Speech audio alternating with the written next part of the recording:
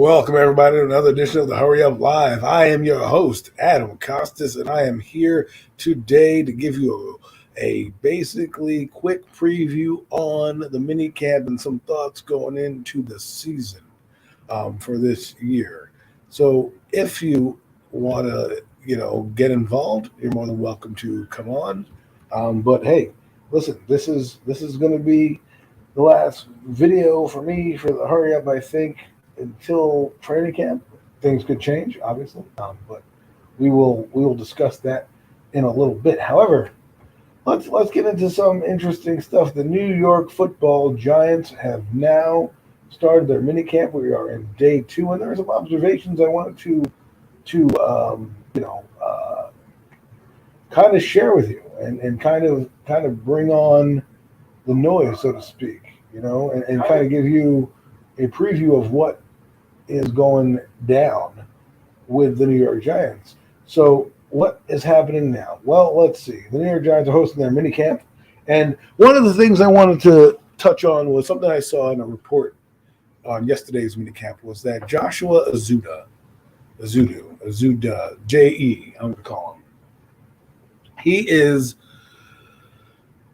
was the starting left tackle yesterday in camp. Now, I know people are like, oh my God, that's not the point I'm trying to bring up right now.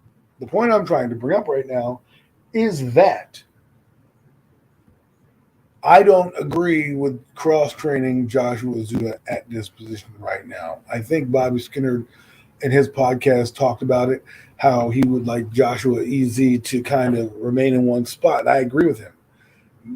Make him a guard. Like it's funny because Ben Bredeson, we'll get to him in a second. He's also someone I'm interested in. But Joshua Azuda, as a rookie, let him get a year under his belt as a guard. Don't be cross-training him because you guys want to, because the New York Giants want to, are lacking. How should I say this? Are lacking depth at that position. Just let him learn one position and let it go, right? Because I feel like when you don't learn one position, you overwhelm yourself because you're trying to learn 2 positions. Then when he comes in, he's got to remap his brain. Now, I know people are saying football is football. Let me tell you something. Let me give you a little brief story about my life and equate it to what's going on now. First off, there is a lot going on, right? In my life, I am in basically, you could say advertising. Let's just put that out there. And I've changed jobs here and there. And even though most of my jobs are in quote unquote advertising, every company has different programs and languages that you need to learn and understand, and it takes some time. For example, I jumped in from the TV side to the publication side. And so for that side, I don't know as much as I should know, and that has dawned on me as to, hey, this is what has become of me. Even though I know what advertising is and some of the language that they're speaking, I had to learn a whole new system and a whole new operation procedures, even though it falls under the umbrella of advertising. And so what I'm saying is, even though Joshua Azuda falls into the category of playing guard and playing football, it doesn't mean we should just, let's throw him out with the bathwater and throw him in there. Now, granted, he might be able to do it, but I've seen this happen with other players, not just on the Giants, but across the league. For example, if you look at Matthias Kiwanuka, right, a name that people probably haven't heard about in a long, long time.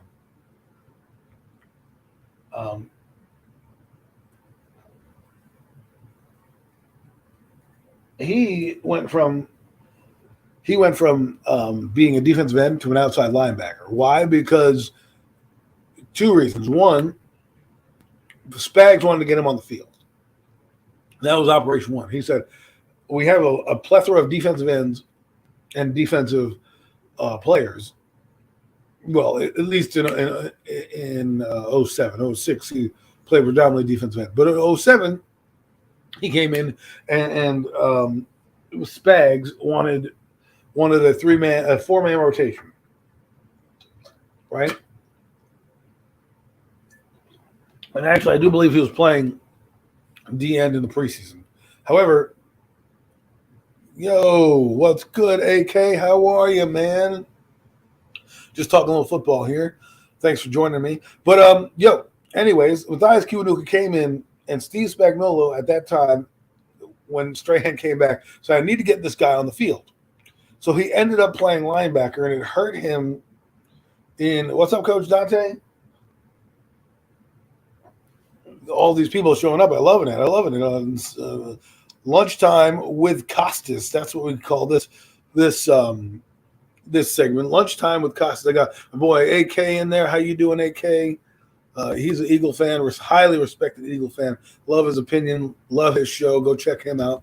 Coach Dante is always a good follower, man. He's a coach. Critiques me all the time. Brings the heat. Love it. But anyways, getting to my point. Matthias Kiwanuka was a defensive end that they converted to a linebacker, and then he went back to defensive end in 2008 when they lost Osi Umenyiora. And what I think happened to him is it stunted his growth because he had to learn two positions, and he couldn't just focus at one. Now, I like the versatility. Now, for those of you in the chat, I'm talking about Joshua Zuda playing left tackle in minicamp. Yes, I know it's minicamp, but what I'm trying to get at is I'd rather have a rookie right now learn one position, master that. If over the course of the year, you're like, all right, well, he's done well enough at guard to learn our offense, let's move him to tackle at practice, then I get it.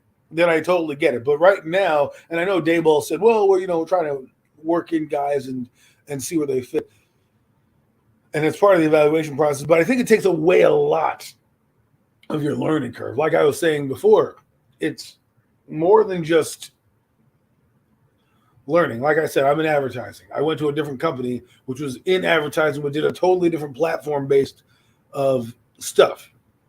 So yes, while it's advertising, I needed to learn. Yes, while it's football and he's playing tackle and he's probably done it his career, he still needs to learn the playbook, the timing, all this stuff. And most likely he's not starting right now. Now, I am a little concerned about Andrew Thomas's ankle, which seems to be a problem the last couple of years with this kid. I don't know if it's going to be a chronic problem. I hope it's not. But this you can tell the difference between him and Evan Neal. And I just wanted to say this: like, if you took Evan Neal, right, and you moved him into right guard, I think there'd be some struggles. I really do. And the reason why they don't move him to right guard yet is because they want him to fail at right tackle.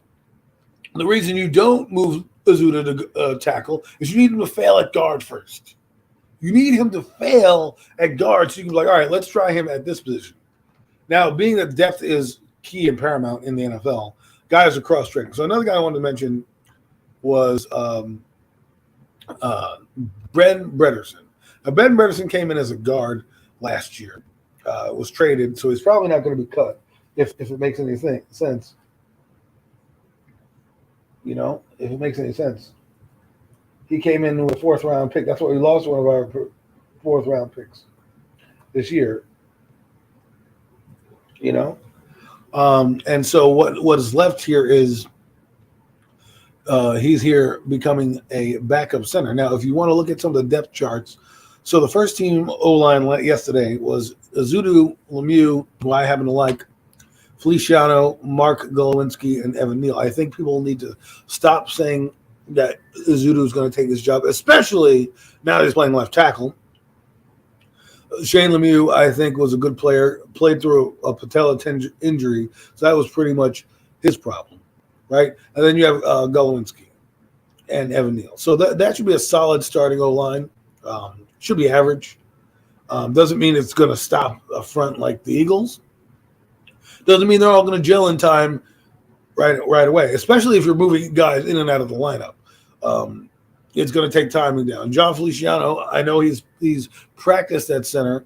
Okay, it's not the same thing as a game. Mind you, the defense is kicking ass against the offense, which is interesting to think the offense is behind the defense, but you're going to see it. People, they already know Wink Martindale's defense is giving them fits. So the NFL will be taking notice. They'll be like, well, if this is giving them fits now, we're going to try to do something similar. So the second team was Devery Hamilton, who knows who that guy is, Ben Bredeson, who's the guy we're talking about. Jamil Douglas is the backup center right now. Marcus McKenneth and McEnroe. Good for Marcus McKenneth for being the backup right guard. I think eventually when Mark Lewinsky goes, he'll be the starter. And then McEnroe at right tackle. Good guy to have. He's only here for 1 year. What a good guy to have. But the third team offensive line was the guy, Roy McTicka. I don't know how to pronounce his name. Roy MB. Josh Rivas, not going to make the team. Brad Bredesen, Max Garcia, and Corey Cunningham. Interesting, Max Garcia is on the third line of the right guard, and so is Corey Cunningham under Matt Gano. But what I want to talk about is Bredesen playing center, and so is Jamil Douglas.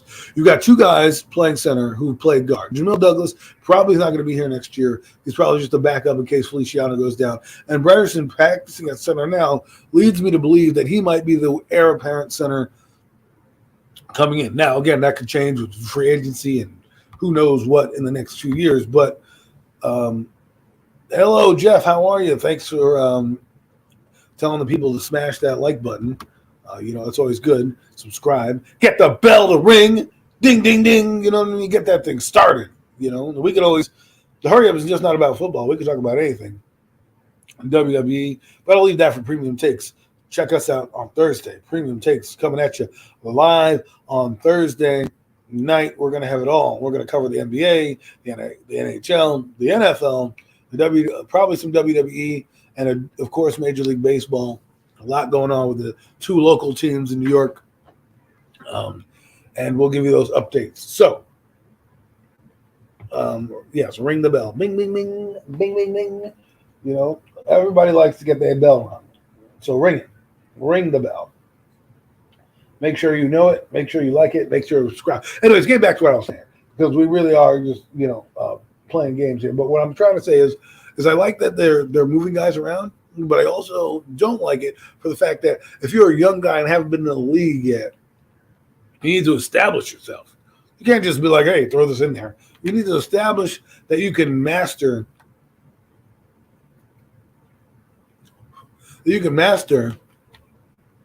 playing in the NFL. It's already bad enough that he's in the NFL, he's a rookie, he's learning, he's got all this on his plate.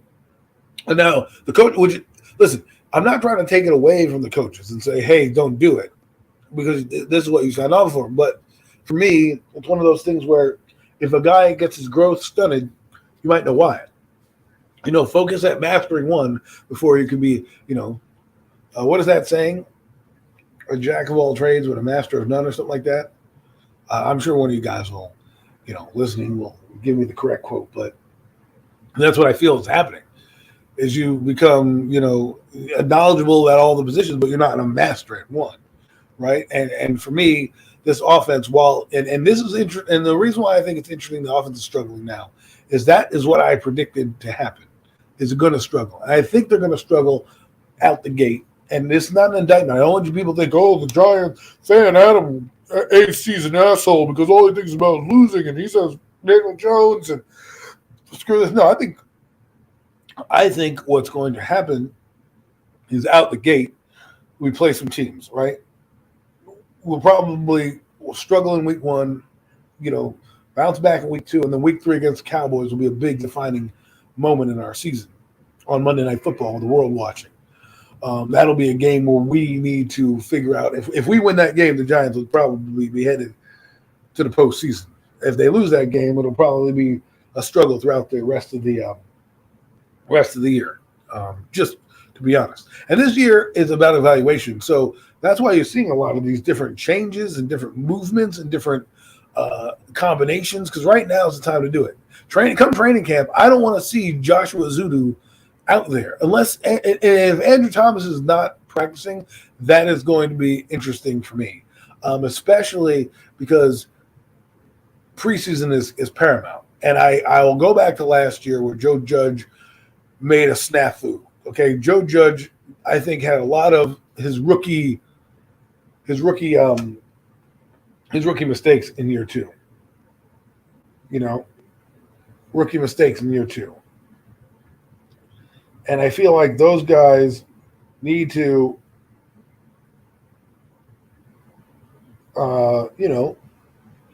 play together. And I think last year what Joe Judge did, sorry, I'm reading something, don't mean to be being like this terrible host right now. But what I'm saying is that they they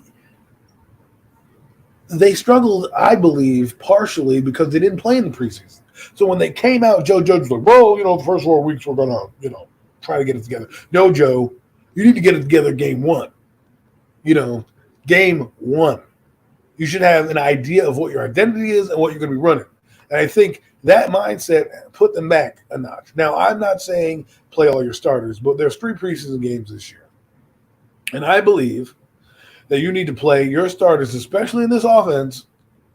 In the first game, don't play anybody if you don't want to. Second game, play a few people in the first quarter, maybe into the second quarter. And then the third game against the Jets, really get to play, put a full half out there to see. Because remember, the Giants don't play. The Giants in the whole NFL don't play again until 2 weeks, literally 2 weeks after that game is done. And the Giants play at 1 o'clock on that Sunday. So they're going to have a ton of time off to get this right. And there's going to be a ton of movement and transactions. The Giants also signed a couple players as well, some receivers and a tight end. Looks like they're still trying to bluster that back end of that remaining roster. Remember, they only have a few guys. 2 guys definitely under contract in the next year. Well, 3 if you count Galladay, but there's no guarantee he'll be here. But that's what I want to say. It's just like preseason is now here, let it be known that the minicamp is the minicamp, and it's just going through the motions and trying to gear this team up. And like I said to you, it was than done. It was easier said than done in terms of how things roll, in terms of getting your offense together. And for me, as a Giant fan, a huge Giant fan, and happy to be there, I want to change this narrative. The reason I give it to you real is because I only know how to do it one way. I can't blow sunshine up your ass. I can't do it. It's just not me. I got to give it to you real and straight. Will I be there with my hands in the air cheering on Sundays? Hell, mother effing yeah. Hell yes. I will be there next to you guys, cheering us on, being a part of this team as they grow. I'm happy that they have Brian Dable. I'm happy that they have Joe Shane. It is a match made in heaven. But with every draft class comes failure sometimes. Hopefully, we don't fail too much with this draft class and guys can contribute. We're all having high hopes across the board. I think people are optimistic because the Giants, for the first time, are headed in a direction that we can all agree with. But it's funny. 2 things happened the other day that I said that I've been beating the table down and I've said for weeks. One is the fact that this is a new team and there are going to be some growing pains going through it. That's one. And don't be alarmed. And I know somebody mentioned to me in a chat, this person who many of you know, but is a bit of a pain in the butt, said, "Oh, Adam, you're going to be angry at the coach, after 4 games." I can be angry at the coach. It's your job as a fan to not accept losing. I agree with you, Jeff. It'll take time to adjust. I am not here to say that I accept losing. So if in 4 weeks the Giants are 0-4, yeah, I'll be pissed at Brian Dable because of all the honeymoon phase. Will I ask for his job? No. I think that's the narrative that people think. The reason I asked for Joe Judge's job is because it's a complete clusterfuck. Everyone's telling me about changing culture. You don't change a culture and lose. Doesn't happen that way. This time, you're actually seeing what an actual culture change is doing. Will it translate to wins on the field? Who the hell knows? Who the hell knows? Ain't nobody knows. And don't let anybody fool you neither. The other narrative that I was beating down, that some people may or may not agree with, is the Daniel Jones as a couch of an ex-person living there. I said, end quote,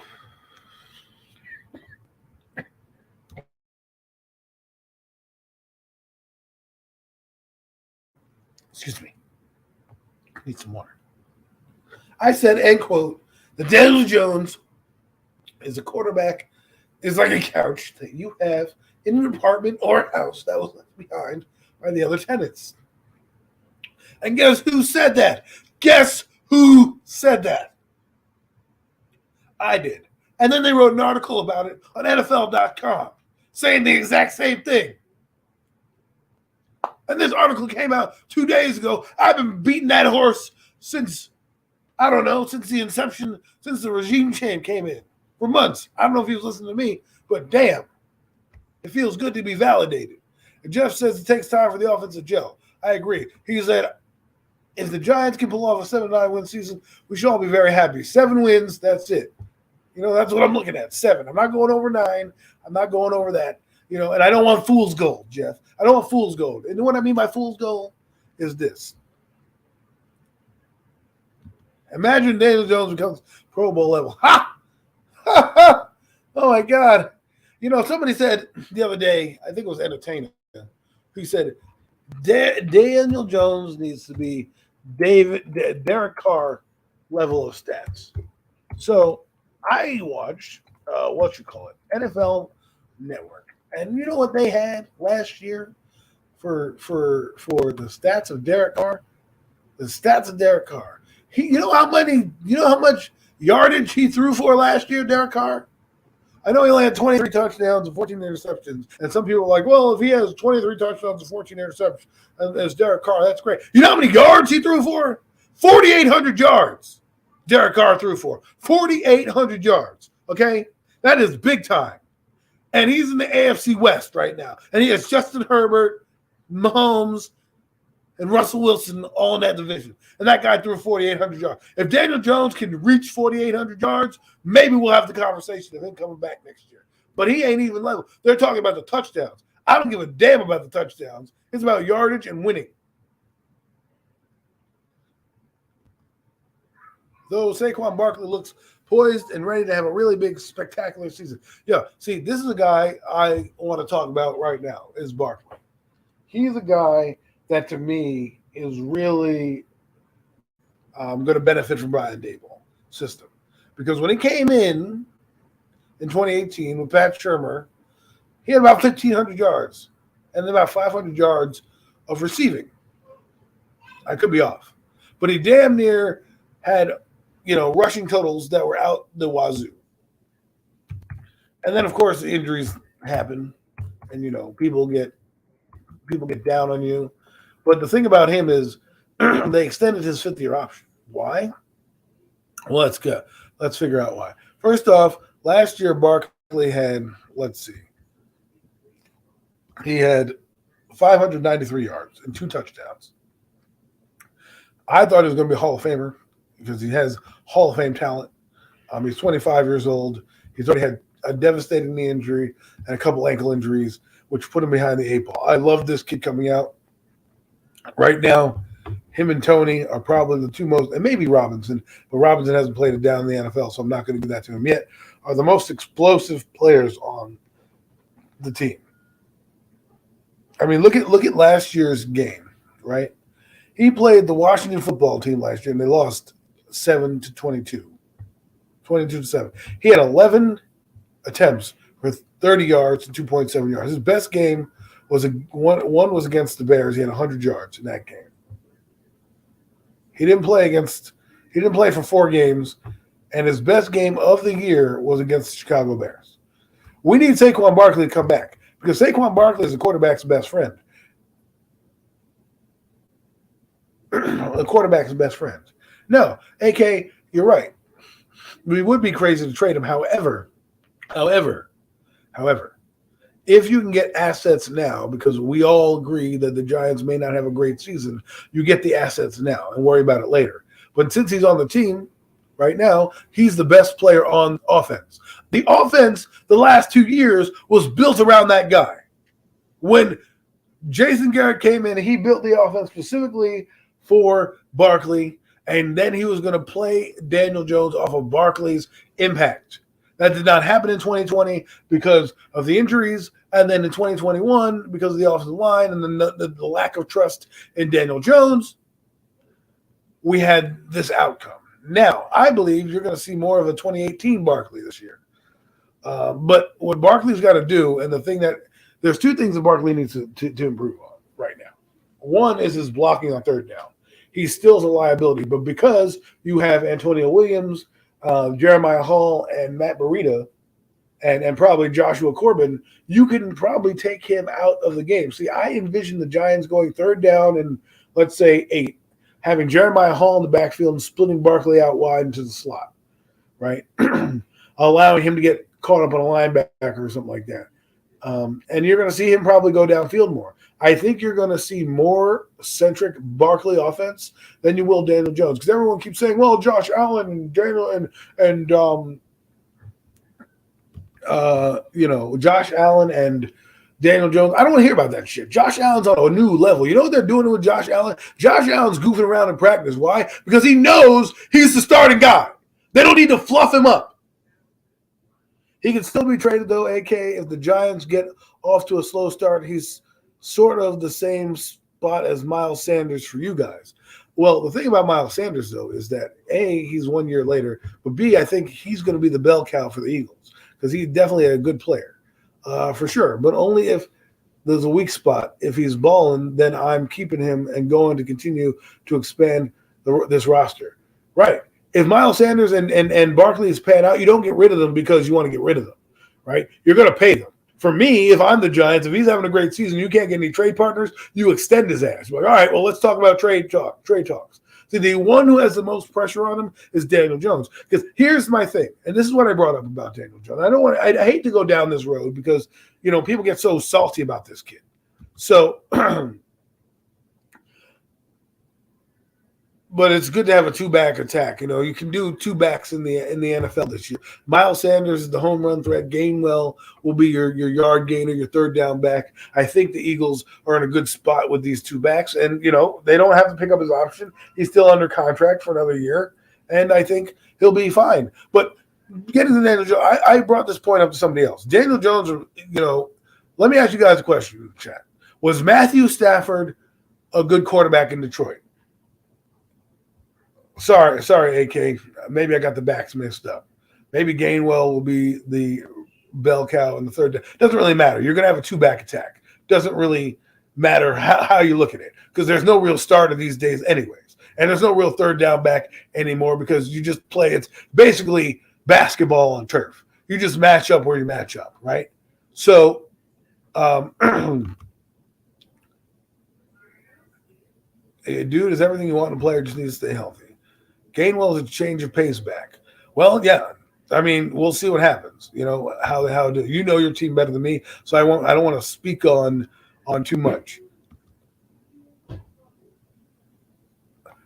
Yeah, sorry about that, AK. I'm trying to follow you guys in the comments and try to keep it up too. But if you guys think Matthew Stafford was good with Detroit, right? He's my comp. He's not my comp, but he's my case for Daniel Jones. Because even though Matthew Stafford was compromised, and everyone's going to tell me I had Calvin Johnson, great. Yeah, good job. They didn't win anything with Calvin Johnson, so don't give me that bullshit, okay? He was good. Matthew Stafford was good. Even when Calvin Johnson was out, Matthew Stafford was still good. And you know what Detroit knew? They knew he was good. They just had bad management to give him the team that he needed to. He goes to LA and vindicates the trade there of how good he really is with basically 3 plays. The one play in Tampa Bay where he throws Cooper Kupp and the game's on the line and he stands there in the pocket, gets drilled, and puts a dime on Cooper Kupp. And then in the Super Bowl, he has a couple of throws, one to Odell and then one to the game-winning drive to cement his legacy. But the point is in Detroit, you knew Matthew Stafford was good. You knew Matthew Stafford was good. There was no debating 4 years in and say, well, maybe he's good. Maybe. This smells and reeks of Jim Fossil era, where they had Dave Brown as a quarterback. And Dan Reeves and Dave Brown butted heads, and Dave Brown thought he was better than he is. Tiki Barber even brought that up. Dave Brown was terrible. But they brought him in, George Young, at the time, brought in Jim Fossil to rectify a system that was broken. The system that was broken to rectify a quarterback.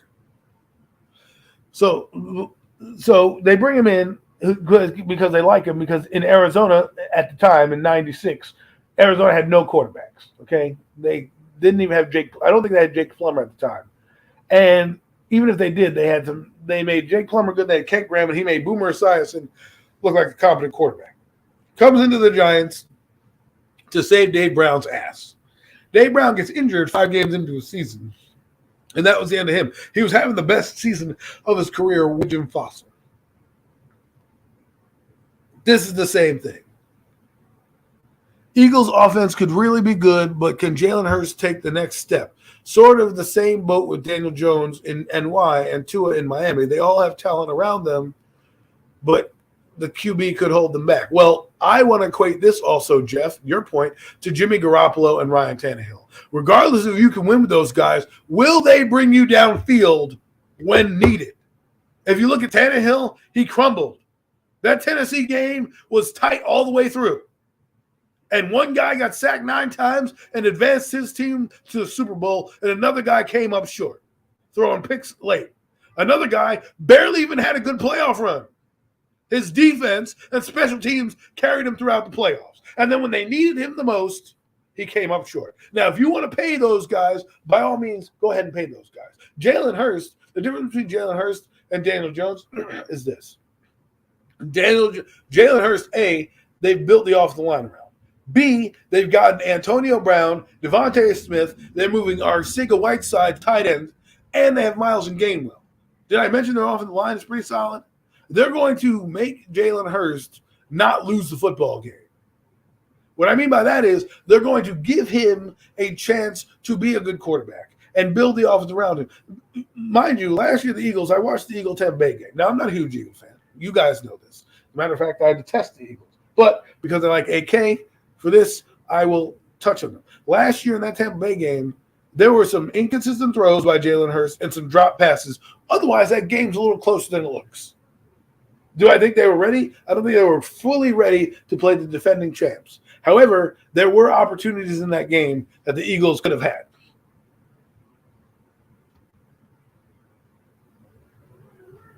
Adam, why did you have to hurt my heart by talking about the Dave Brown era? Because the Dave Brown era, whether you like it or not, is part of this Giants history. I mean, Kent Graham was the starting quarterback in 1998. That's right, Kent friggin' Graham. Danny Cannell, those bums were, Danny Cannell made a nice niche career out of himself, on TV with College Game Day. But now Kent Graham's probably pushing insurance somewhere. And Dave Brown, who knows what that guy's doing, right? But Dave Brown was highly regarded. Remember, he was a supplemental draft pick in 1992, 93, something around there. And he had the buildup because of Phil Simms in 93. Dave Brown came in 94. They wasted a draft pick on him. They got rid of Phil Simms knowing that they had Dave Brown in the wings. And Dave Brown comes in his first year, and they're terrible. They won 9 games. They were 9-7, 1 game out of the playoffs. The next year, the year that I became a Giant fan fully, 95, they lost. They were 5-11. And Dave Brown was terrible. He was part of the problem, not the solution.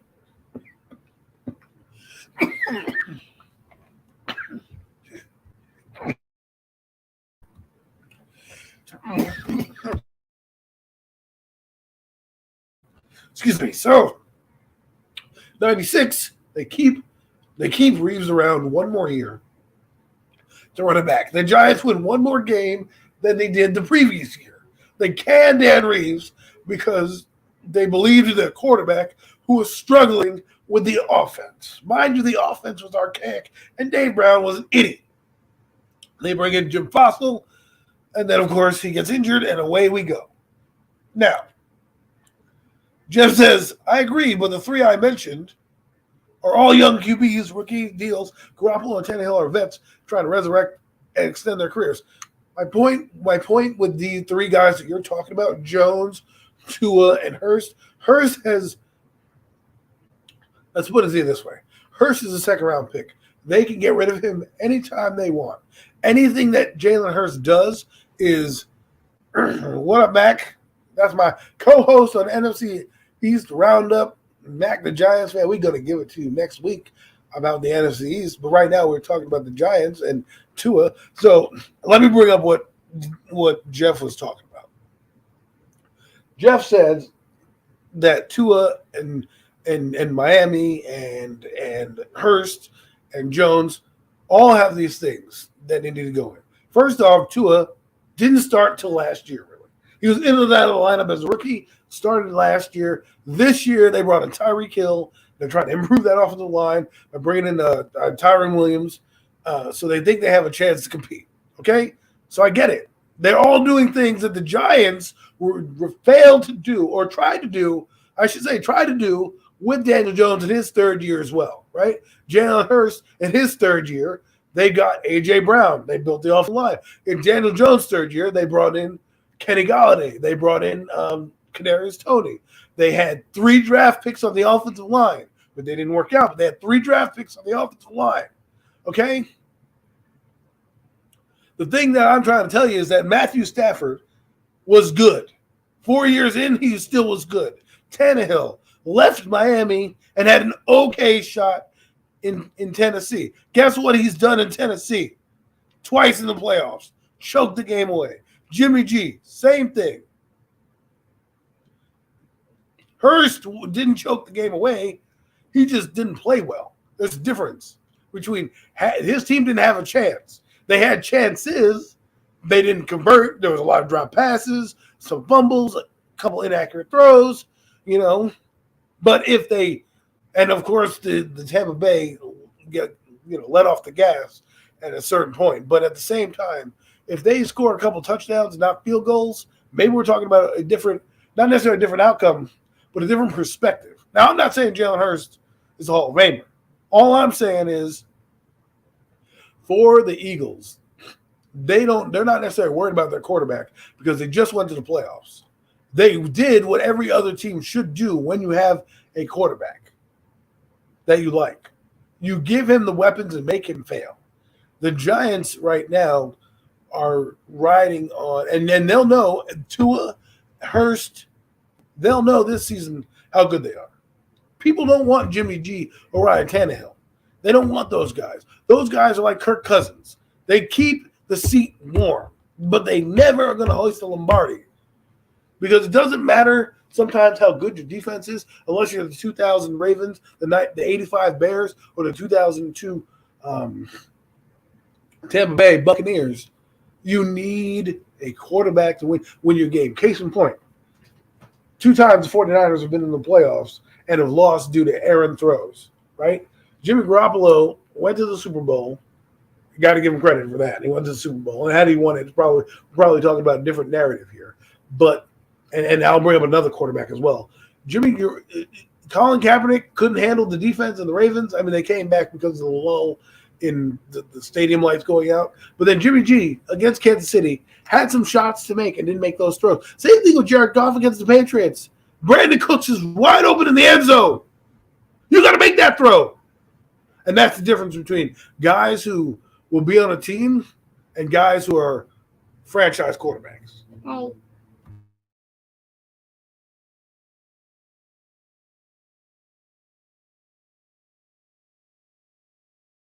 So that is why I'm here to say that. Tua, I don't believe in Tua. I think he's a placeholder. But because Miami invested a first-round pick in the guy, they're trying to build around him. See, the thing between Tua and Hurst is that if Hurst fails, no one's going to be like, they're like, all right, it was a second-round pick that didn't work out. Not as much pressure.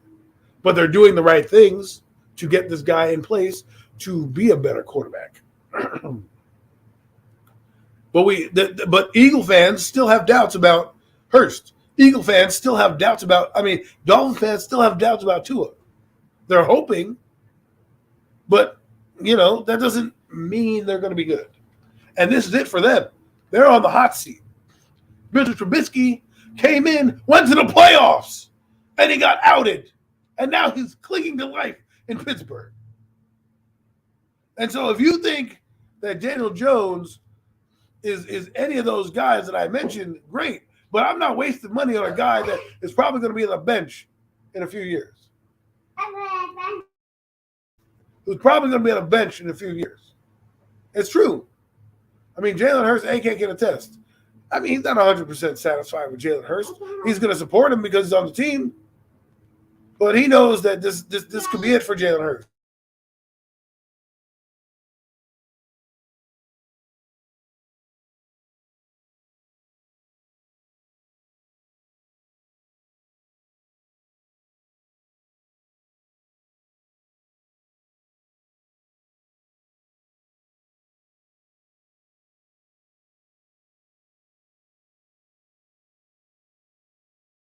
So my point is about that, and sorry about that. I have a child.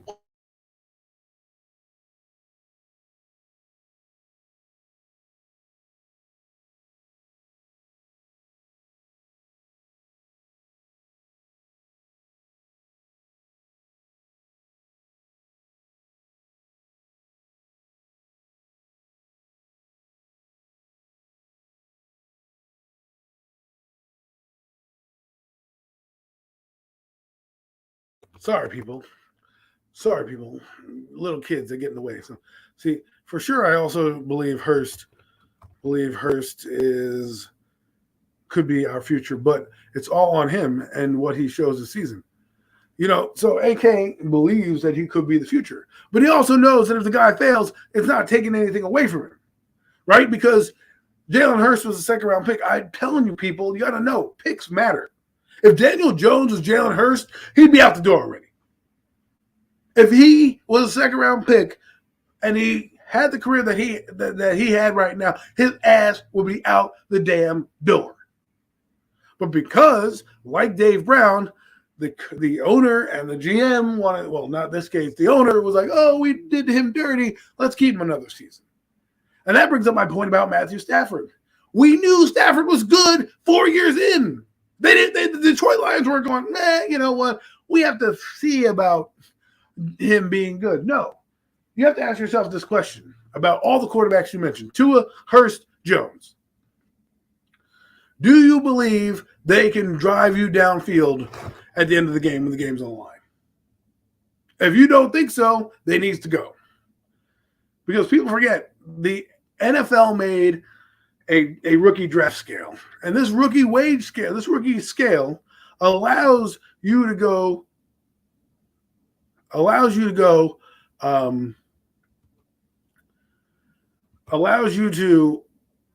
get away from these quarterbacks early on.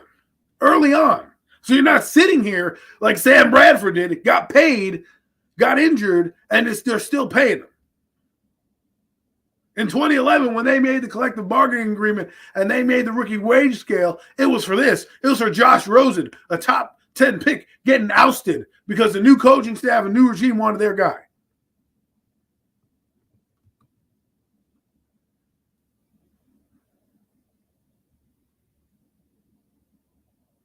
See, that's because it's about the Eagles and not Hurst. Exactly, AK. Exactly. And last year in the Tampa Bay game, Hurst, if there's a few throws here and a couple drop passes there, the game's a different outcome. I wouldn't say a different outcome, but a different score, right? It's probably a closer game than it looks on paper because Eagles had a chance to capitalize on certain things. They didn't because of drop passes, a few errant throws, and just overall things falling apart. And, of course, Tom Brady being on the other side didn't help, right? Now they have a couple corners, James Bradbury and Darius Slay, right? They have some linebackers in Nakobe Dean and a few other guys on that roster. And then they have Jordan Davis, Fletcher Cox, and, Brandon Graham and those guys up front. So I think there'll be a ferocious defense. And I think they won't have the same issues they had last year. It'll be all on Hurst. But let's be honest, nobody likes Tua. Miami, the only reason Tua is still with Miami is because he's a first-round pick. And Miami wasn't close enough to get a quarterback. Jones hasn't given us much to feel optimistic about, but at least we're kind of in a win-win situation since we can cut ties cleanly next year if need be. Well, here's what I want to respond to that, Mac, is that Jones had 37 games of tape. 37 games of tape. And we're still sitting here with the same questions that we had about him come his rookie year. So to me, I don't need to keep a guy to see. I've seen enough. I've seen enough to know that he's part of the problem not the solution. Jalen Hurts doesn't have that yet because he only played the second half of his rookie year, only a few games, and he had a couple big games to boot. He threw for like 300 yards against the Cowboys and had a couple of good games. And then at the end of the year, when the Giants were trying to get into the playoffs, they pulled Jalen Hurts, who was having some balls dip. Still same problem he had in the playoffs a little bit. A little timing was off. Now he's in his third year, again, a second-round pick that they decided, well, we're going to get A.J. Brown. We've got Devonta Smith. They've drafted for the offensive line. They've got tight ends, Dallas Goedert and Siegel Whiteside going on. They have Gainwell and Miles Sanders. They're pretty built to be a competitive team. But my point is yes, we're in a win-win situation, but to me it's like, are we really in a win-win situation? We're keeping a guy just because, hope for the best with Jones. I don't need to hope for the best. I don't need to hope for the best. I mean, for sure, but I mean, JG didn't help much either, but it's not just Hurst. We'll see. Still got a lot of players and coaches who need to prove it themselves. Hurts, Sanders, JG, Barrett, Epps. You get what I'm saying? I understand. Yes, I get all what you're saying. I'm talking about the quarterback position solely, not necessarily everything around the quarterback, because there are guys that make guys better. Daniel Jones ain't one of them guys. Okay, Daniel Jones right now is a tier below all those guys. He hasn't even proven Ryan Tannehill's status.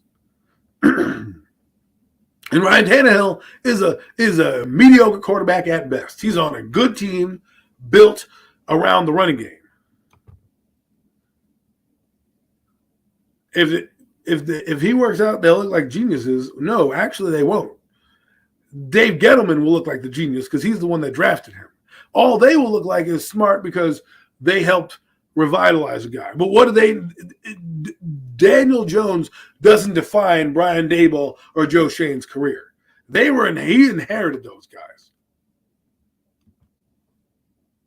He inherited those guys. I disagree. They don't look like geniuses. They look like genius already because he didn't give up his fifth-year option. That's smart. That's business. Now, if he does well, great. They came in and built a system around him. But Pat Shurmur built a system around him as well. But we didn't get to see that system go because he fell on his face and got fired. So my point is, and I know people are going to fight me on this tooth and nail. They want this kid to do well. And I don't care about the kid doing well. I care about the New York Giants doing well. Because if you look at Tennessee did well. Guess who cost them the game? Two people. Henry not being healthy was one. And then B, or two, it would be freaking Tannehill. In two playoff games, back-to-back years, he cost them. Couldn't drive him downfield when they needed to drive him downfield. Jimmy Garoppolo, same thing. I don't need a guy to be good at the regular season. Kirk Cousins the same way. Daniel Jones will go as far as healthy. Barkley, Sterling, Wan'Dale Robinson. Okay, but I get that. I get that. But Jones will have to do things himself as well. It doesn't just come down to those players. Because guys are going to be in and out of the lineup. This is the NFL, okay? This is the NFL. If ifs and buts were candies and nuts, every day would be Christmas. And these are the arguments that get me riled up. We're going things like Joe goes, well, if they have healthy Saquon Barkley, Kadarius Toney, don't matter about that. You got to be efficient in the offense. I've seen players have booty-ass receivers come in and make them look like superstars because they know the playbook and they make it work.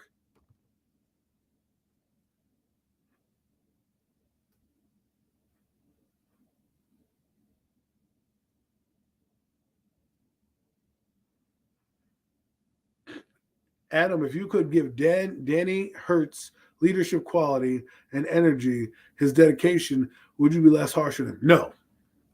No, because I'm looking at your quality of play. I don't give a shit if you're high-fiving teammates and they're later. I need to translate into wins. And right now, Daniel Jones has 12 wins. And you can give me all the excuses in the book for the guy. I'm not looking at those excuses because I know what they are. Bad O-line, bad offensive coordinator, bad this, bad that. I'm talking about when the game is on the line, when things don't have to be perfect. When I will address this right now, because that's a good thing to say. When you have to basically have the entire operation be perfect for you to even execute, that's when I have a problem.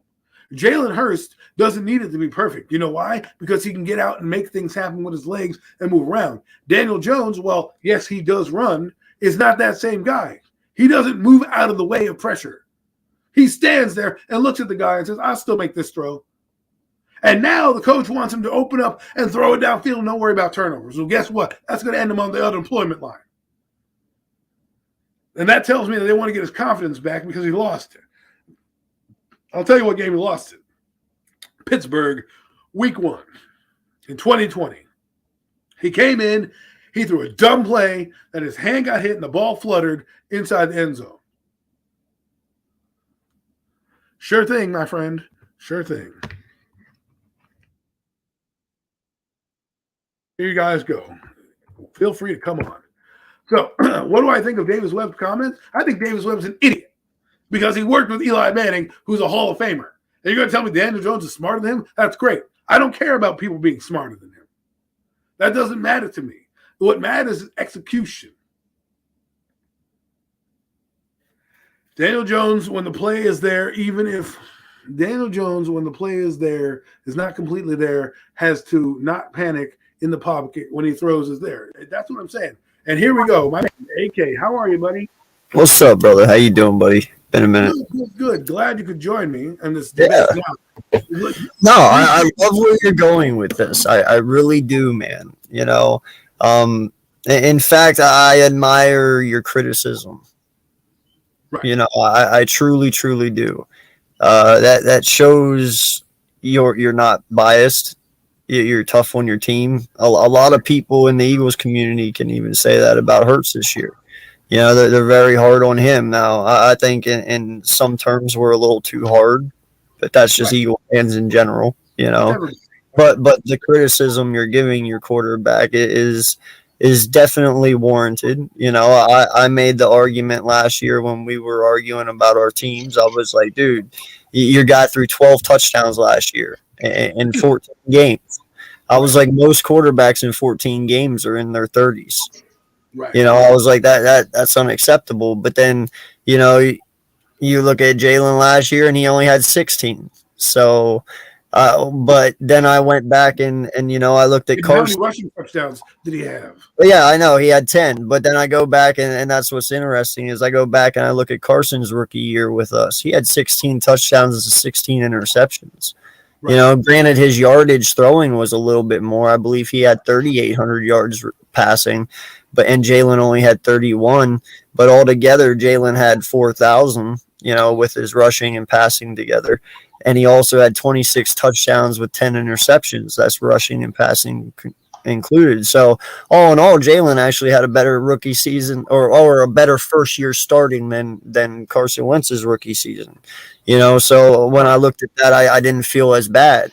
But I'm not going to sit here and also say that Daniel Jones, man, I get your criticism on him and your harshness, but also I look at it in a way too. You guys have never really helped him. And in all fairness to him, you haven't. I mean, I can look back on my team. There's plenty of quarterbacks that we've had who were talented that we never really helped.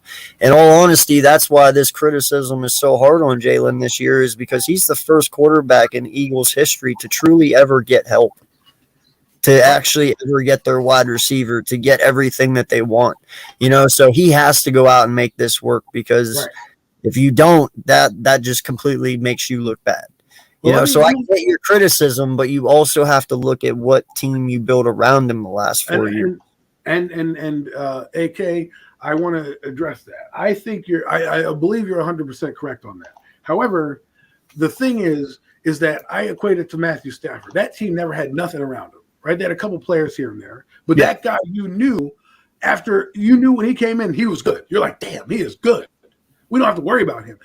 Herbert, same way. He comes in, and you're like, damn, this guy is good. And my point is we're still sitting here about Daniel Jones, and I understand the factors, Jason Garrett's offense, you know, the lack of offensive line play, all this stuff. But when it's perfect, the thing is, if he isn't perfect, anybody can be a quarterback. You, me, anybody. It's when the details break down.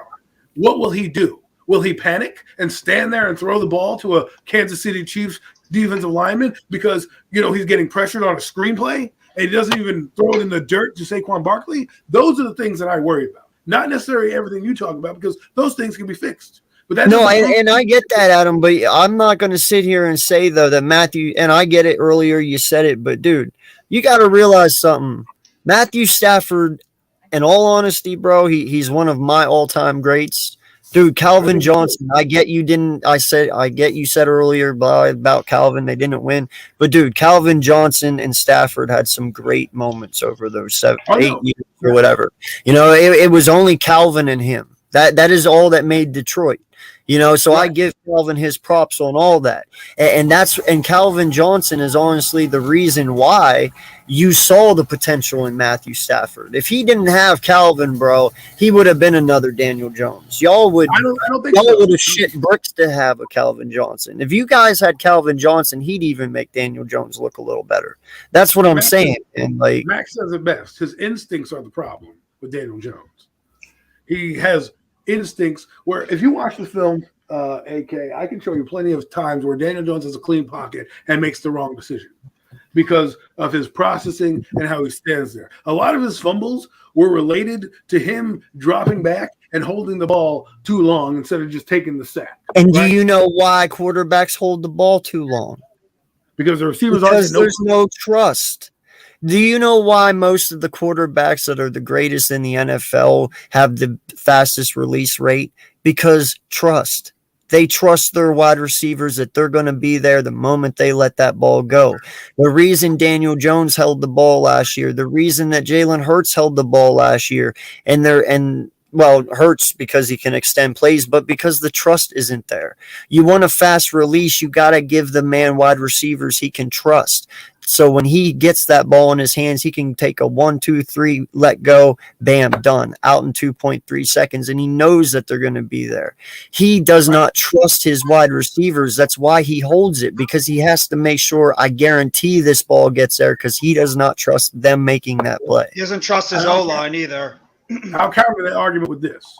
If it's 3rd and 11, okay, who am I trusting more in that situation, Jalen Hurts or Daniel Jones? I'm taking Hurts because I know if the play breaks down, the offense and everything's covered because the defense is playing on their side of the football as well. I'm taking him because he's going to extend the play. Yeah, dude, but you're also talking about the number 1 offensive line in the NFL. You're also talking about a better wide receiver core. Of course you would take us. If you put Daniel Jones in our offense, you don't think this kid could do something? And I'm just being honest. If you gave Daniel Jones everything we have this year, you don't think this kid could do something? Because I'm telling you, I think he'd ball the hell out. I think Daniel Jones definitely has some. And what's going on, fellas? Good to talk with you. What's up, Jeff? Appreciate it. I think Daniel Jones definitely has some skills to him. I mean, the New Orleans game, the Washington game last year, even the Carolina game to a degree. The kid can actually play when things are actually going for him, and he actually trusts in his abilities. That's my point. The thing is, while I will agree with you, Adam, at times, when everything isn't perfect and the pass rush is colliding right on top of him, Daniel Jones has that problem where he panics way too much in the pocket, and when the throw is there, even if it's the slightest little window is open, Daniel Jones does not take advantage and throw the ball to his guy and give his guy a chance to make the play. I will say that, but I also will agree with AK at the same time too. Daniel Jones didn't have a lot of trust in his receivers last year because they were all too busy dropping the ball or sitting on the sidelines because they were too busy being hurt the entire season. Well, so I understand it both ways. You're both right in a way because the points you make, they are completely valid on exactly what the problem is with Daniel Jones and the offense as a whole in 2021. I'm not disagreeing with you, Adam. I'm truly not. I'm just trying to also say, listen, we've played Daniel Jones now over the last 4 years. I've seen him twice a year. Okay, I'm not gonna lie. The kid's got an arm. Okay, I'm not gonna lie. Now, is it accurate? No, but like I said, that all comes with timing. That all comes with trust. That all comes with actually having weapons around the kid. When you sit there and like I said, you look at our team this year and you throw them behind our team. I can't. Now, granted, you're not going to have the continuity there. You know, he's going to have to build that. But you can't. Playing him the last 4 years, I can't sit there and say if you would put him on a team, he's going to fall flat on his face. You know, and it's like Jeff said, there's talent there. I think the reason you're not getting it out of him is because there's no trust level. And in the end of the day, you can throw it on your QB all you want, but dude, it takes a team to win He didn't this. trust his coaching staff either. His coaching staff let him down as well. I agree with everything you guys are saying. I'm looking at the man individually, right? I'm taking Daniel Jones out right now and taking all those factors in and say, okay, great. Everyone thinks because the offensive line, who, by the way, has a bunch of upgrades from a trash can to now maybe, I don't know, some lawn chairs, okay? We went from scrubs to now guys who are 1 year guy with John Feliciano. He got paid $1 million. But Adam, that's where I'm agreeing with you too, because at the same time, whereas what AK was mentioning before, I can also go to the Denver game last year where Daniel Jones had that key fumble. We all know he has fumble problems where he lost the game, or the Tampa Bay game where they he didn't lose the game. The game was already lost. But it was a critical moment. But it was a critical play where they could have gotten back in that game and he fumbled the ball. Or the Tampa Bay game when Daniel Jones was the clear reason why we lost that game, when we had all our talented guys. Or how about Atlanta? Atlanta game. Well, yeah, I mean, there are moments. Exactly, you're right. The Atlanta game too. So there are plays where Daniel Jones lets them down as well. And people can then tell me, he's part of the problem. Well, people can tell me, look what he did against the Saints. Okay, he did that against the Saints in a perfect storm. Don't get me wrong. He's won some games for us, but when the game is on the line, I don't trust that guy.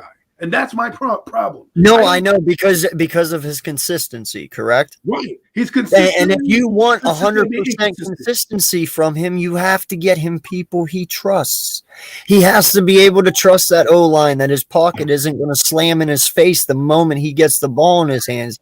He has to trust the moment he releases that ball in 2.3 seconds, your wide receiver is going to be right on his mark when he needs to be there and catch that ball and continue doing his job. And right now, dude, like Jeff said, y'all have been injured so much these last couple of years, he can't trust Jack Diddley shit.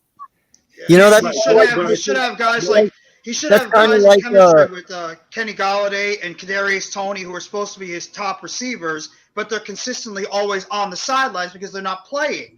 That's like Carson Wentz, dude, in 2020. How the fuck he made the playoffs with that fucking team, I have no idea. We were playing with fucking Walmart shopping wide receivers, Colin Johnson and Pharaoh Cooper and Darius Slayton, who dropped. How he did it, not having any connection with these guys. I give him 100% credit for that. That was an amazing season by him, but he made it work. I understand, but dude, that's 1 in a million. Not everybody can do that. And I'm not saying Daniel can't, but dude, Carson at least had a okay O-line then, as well. Let me ask you this then. What is the barometer for you, the measuring stick to keep Daniel Jones next year? What are the numbers that you think 30 plus touchdowns, about 10 to 12 interceptions, and over 4,000 yards. Yes. That's what Daniel Jones. And most importantly, about 15, 16 or a full season. He has to play the full season. If he gets hurt too much, he's gone. He's got to have those numbers. If he doesn't do it, goodbye, Daniel Jones. I don't want to do it anymore. I'm done. No, I 100% agree with him because you know what? That's my own. Jalen Hurts too. Jalen Hurts and Daniel Jones. Yeah, Let AK speak.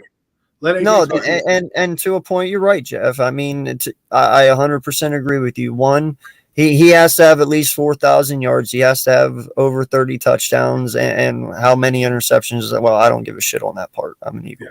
Yeah. But he has to prove it. He has to play a full season. And because that's my biggest knock on the kid is, dude, he had what, 20? Well, how many touchdowns his rookie year? 22? 24 right? touchdowns. 24? He hasn't even got close to that since. He had 12 his second and 11 his third. That's unacceptable. You have to eclipse 30 touchdowns, dude. You got a lot to make especially in this NFL.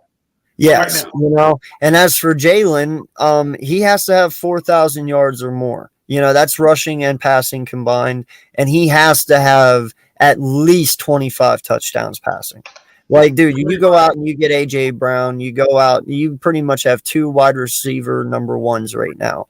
You know, and if AJ Brown is correct and he says that Smith is about to make a huge leap in year 2, man, you shouldn't be able to even stop our offense between our offensive line, our halfbacks. If you would line Smitty and Brown up on one side, it's a nightmare. And then you have Goddard because you're going to shift everyone to one side and then you leave Goddard the whole right. Like, dude, that'd be nasty. So Jalen has no excuses this year, dude. You got to go out, you got to ball out, and you have to have 30-plus touchdowns. There is no fans or butts. That's what I was going to say too, AK. I would even have high expectations because I think the Eagles' talent on offense is at a point where they should be, at least a 10-win team, and Jalen, maybe 9-10-win team because they have a lot of elite. No, dude. You have to win. You have to win the NFC East, and you have to at least win one playoff game. You can't come out here and go 9-7 again, and you can't come out here and lose in a wild card. Like, that's just fucking unacceptable. Well, let's be real. That game, they played the Tampa Bay Buccaneers. Like I said earlier, Eagles had a chance in that game, drop passes, incompletes, balls, and just, I think, inexperience hurt them. Now, for me, the Eagles, I have them at 11 wins when I went through their schedule. Mac and I, we had a great show, NFC East Roundup. We're going to do another show soon. We both had them at 11 wins, winning the division, the Cowboys being number 2, and then the Commanders or Redskins and the Giants rounding out with 8 or 9 wins apiece. Now, for me, the thing that I'm looking at is this, right? I agree with everything you guys said on both sides, Jalen Hurts as well. But to me, Jalen Hurts, I'm not as worried about Jalen Hurts. He reminds me of a poor man's Dak Prescott, right? He's got the same kind of build, same kind of, way that he's going about his season. Remember, Dak Prescott had 3,000 yards and 20 touchdowns, but then he had like 6 or 7 rushing touchdowns his first year starting. And I think Jalen Hurts is they're kind of building him in like that. And for me, Jalen Hurts is easy because the team is built to win right now. They have a good defense. They have some starting caliber receivers. They have AJ Brown. So I think he's in a better spot than Daniel Jones has ever been. What I want to say is this for Daniel Jones. Everyone's like, oh, give him his rookie year. That'll be good. No. I don't want 3,000 yards and 24 touchdowns and we'd be 7-9. The only way I bring Daniel Jones back on those numbers is if somehow we make the playoffs. At that point, then I go, But then the question becomes, do I give that guy $30 million? Because guess what? The franchise tag is going to be $30 million. Okay. And do you think that he's a $30 million quarterback? I don't. So therein lies another conundrum. If he does do well, what do you do? And like you guys, like Jeff was saying, he believes Barkley's going to be good. I agree. If Barkley stays healthy, I think he's going to be a beast. If I'm the GM, Joe Schoen, I'm bringing him back next year because whoever quarterback you bring in 2023 can rely on Barkley. So to me, it doesn't really matter at the end of the day. All I'm looking at is with Daniel Jones for me is this. I need you to be in the top half of the quarterbacks. Right now, people rank him at like 20, 22, 23. I need you to be at least 15 or 16. Okay, for me to even consider that. The second thing is I need you to stop the fumbles. I could care less about the interceptions because those are totally different than fumbles. Fumbles cost games. In the last 3 years, he's had 49 fumbles, 36 he's lost. You know how many that is a game in a season? Last year, he had 7 fumbles in 11 games. That's almost 1 a game. Those are the things that I'm talking about. His processing, they're even saying it now, slightly in practice, that his processing, they're going to try to give him 2 reads and then go. I don't need a 2-read quarterback. I need a guy that's going to read the entire field. Now, if he's Jalen Hurts, where I know that he's going to extend the play and Jalen Hurts doesn't look to necessarily run, he's like Russell Wilson in terms of when he runs out, he's looking to get a deep play. If there's nothing there, he'll take what the defense gives him, 5, 6, 7, 8 yards. Daniel Jones, it's feast or famine. He's either going to stand there and get sacked, or he's going to try to run for a first down. And then, of course, when they asked him if he was doing baseball slides, he's like, well, it's about the situation. No, motherfucker, you need to be like, I'm going to slide every time unless there's nobody in the field, right? Just slide. Just don't think about it. And that's the problem sometimes is he wants to be bravado. I get it. You want to be tough. You want to look like the quarterback. I need you to be here long term. He's always gotten injured on running plays. He's never got injured in the pocket. Not once in his career. Well, that's because his pocket was shit and he had to get out. Right, but what I'm saying is that if you slide, you live to play another day, right? He's sitting there trying to take on linebackers at the goal line like you're John Elway in the fucking Super Bowl. Bro, when I'm on the 1 yard line, I ain't fucking dropping for no man. Right, but I get it. But then people are blaming Jason Garrett for the defense understanding what the plays are. They're like, well, you shouldn't have ran him on that play. He wouldn't have got Yeah, injured. but I can't blame the man for getting a concussion for trying to score on the No, 1 I'm not yard saying that. line. I get it, but he did the same thing against Atlanta the previous week. He ran some guy over for a 2-point conversion. Sometimes you got to know, like, yo, there are 2 guys coming at me. I'm going to dive and not take them head on. If he dives, at least they hit him, and boom, maybe he's rolling on the floor. Instead, he puts his head down, and 3 guys come in and crush him. It's the competitiveness, though, bro. Like that's like trying to take the dog out of the dog. Like you can't do that. Because it's competitive. Also needs to be smart. Okay, I don't need you to go out there and prove to me that you can run a guy over. I know you can. I need you to prove to me that if it's the goal line, we're going to try to dive for it and make the play. The other play against the Eagles, he did the same thing, which got him injured with his back. He put his fucking head down instead of sliding, try to get extra yardage, and your team came in and said, "Yeah," and then he gets up and has hurt his back the next week. He needs I know, and Mac is right. He probably does need to make better decisions, but that one that he got, who was that one? The one on the 1 yard line. Dallas, who was that against? yeah. Dallas. I can't complain.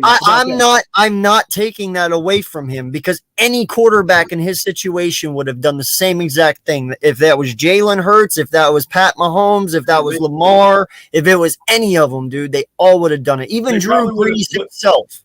They probably would have scored because the people believe in the offense. Mahomes does that play fake, puts that ball in there, runs around. He's scoring. Daniel Jones, they're like, yep, we don't need to worry because he's the only guy on the team.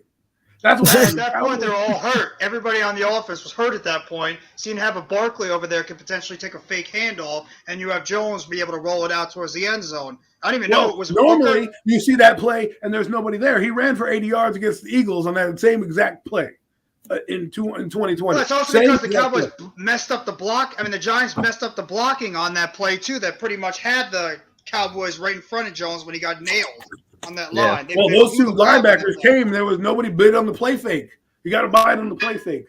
He didn't sell it well. But the point is that when you have those chances to slide, I'll take a 4th and 1 and a long punt, right? Then fucking, trying to sit there and be bravado at the yard line. Against the Eagles, he didn't need to do that. The game, he didn't need to do what he did, and he got injured, hurt his neck, or his back.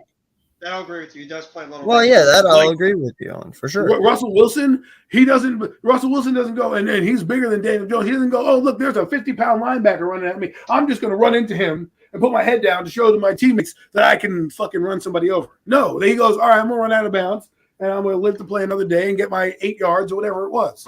Nah, Adam, I got to give you that one. Because here, and I'm only going to use my quarterback as the example because he's the mobile one out of both of ours. How many times have you seen Jalen give a fake handoff and realize he fucked up and he just dropped? He just sat down. I don't know how many times you've watched our games, but I've seen him just sit down plenty of times. I've seen it. He does do that. Yeah, he'd fake it to Miles all the time. And whenever he'd pull it and he realized the DT was right in front of him, he'd just sit right down. He'd just sit on his butt. And that's actually, I give you that. Like, if there is times you made that mistake, dog, just sit down. And even if let's go back to that goal line play for a second. Even if you do that goal line play and you give it to them at the half-yard line, now you trust your defense, who's your best unit, to get you the ball back. You know what I'm saying? I'm not saying that you don't make that play. I'm not trying to take that dog out of you. But if you're smarter on certain plays, like the fumble against Denver, right? He's running. He's not going to get the first down because there's 2 guys in front of him. Instead, what he tries to do, holds on to the ball with one hand, gets hit by 2 guys. A DB knocks the ball out of his hand. He pulled in Eli Manning. Eli did that too. Where he tried to go ahead. Eli Manning had a slide against the Eagles where he fumbled the football. That's because he dove like an idiot forward. Okay, and the ball came out of his hands, and the Eagles picked it up in the game. I know, but the thing about Eli Manning, though, is that I could trust him to make decisions like, let me throw this down here. Let me live to play another day. There were other times where Eli had boneheaded plays, doing the same thing, but we trusted Manning because of his namesake. Daniel Jones has an ordinary name. He's in New York, and because the owner said that we did him dirty and that he has ties with Eli Manning is the only reason I believe he's here. So let me ask, as a Giant fan, are you now starting to put Daniel Jones in the Carson Wentz category as a try and do more than what you need to? You know what I'm talking about? How we had that issue with Wentz, how he always tried to extend the play longer than what it had to because he always was looking for that big play. Always felt like it was on him to make something happen. Yeah. Is that what you guys are starting to feel with him? I feel that because from day one, he's been brought in to do that, right? From day one, he came in, he was supposed to sit behind Eli because apparently he needed to develop, right? That was the whole fucking gimmick. And then he comes in and has that lightning game against Tampa Bay, and you can see it in his play. The decisions, it feels like I'm the best player out there. And sometimes he was on offense. I've got to do something for my team. And I feel that's what's getting in his head. He's got lack of confidence. Sometimes he just thinks that he's the best player on the field. And then there are times where you just got to live to play another. Lifting to play another down doesn't mean you're giving up like a 3rd and 9, turn around, hand it off. It's a okay, we're in this game. Let's not make anything boneheaded so we can give our defense, who was the best unit at the time, a chance to maybe get us the ball back. Yeah. No, I agree. Sometimes he tries to pretend he's Superman. He doesn't need to do that. Sometimes, even if it's like, a play where there's nothing there and you just either throw the ball away or you just, take the down, you go down without getting yourself hurt, just take it. You can always live to fight the next down, like you just said, if it's a close game. Sometimes Daniel Jones tries to play superhero, and you don't need to do that because when you try to play superhero, you turn into Clark Kent a lot of times. So I agree with that. I mean, Daniel Jones has just he's got to have more confidence in himself, especially when either the pocket's breaking down in front of him. He can't just completely panic and decides just throw the ball up or just decide to do something reckless and fumble the ball. When there's a small, tight little window there, but you see a wide receiver or tight end breaking open or Barkley, you make that throw and you try to trust in your player that he's going to come down and make the play. You have to do that. That's what Daniel Jones is going to have to do this year, because if you can't do that, he ain't going to be here after this year, period. Well, I have many factors of this. I was a Daniel Jones supporter coming in. One of very few to start the year when he came in. When he was drafted, I looked at my girlfriend and said, yep, well, that's where he was supposed to be drafted. I didn't say, oh, my God, Daniel Jones throwing a remote, walking across bridges in the rain. I heard some Giants were doing. They were at the game. They were so pissed off. The draft, like everybody was booing him in the stadium. He got booed at Yankee games. Like, I wasn't that guy. I was like, let him play out. Let him do what he's got to do and see. 3 years in, I still see the same shit that he's doing as a rookie. And that's what scares me.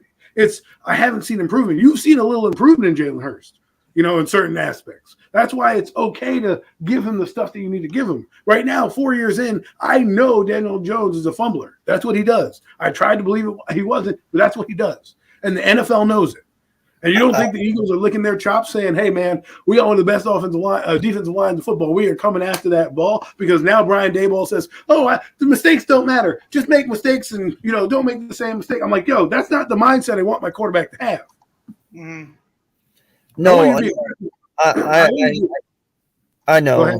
I know. And your argument is valid. But then again, you can't compare Daniel Jones to Jalen Hurts because – in fact, Philadelphia has helped Hurts to where your organization has not.